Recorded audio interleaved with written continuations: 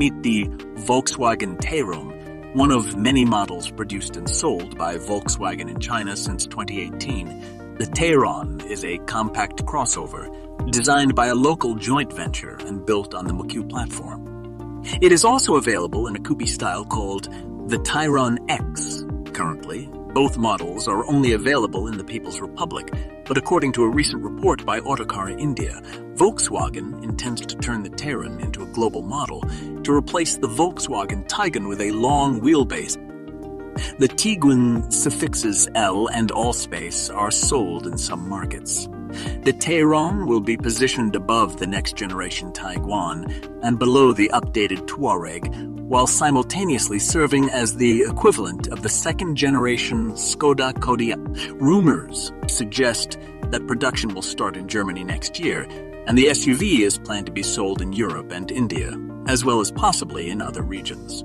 Autocar India's report is consistent with an internal document obtained from Volkswagen Europe at the end of 2020.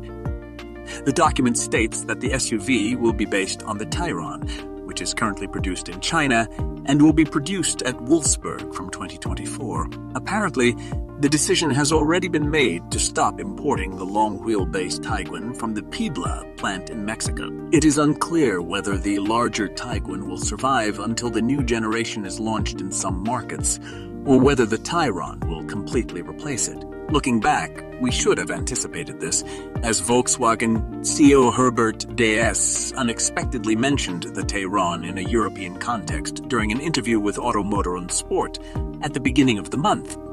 He said that the launch of the Tayron is planned for 2024, and it will be one of the last Volkswagen models in Europe to be equipped with internal combustion engines.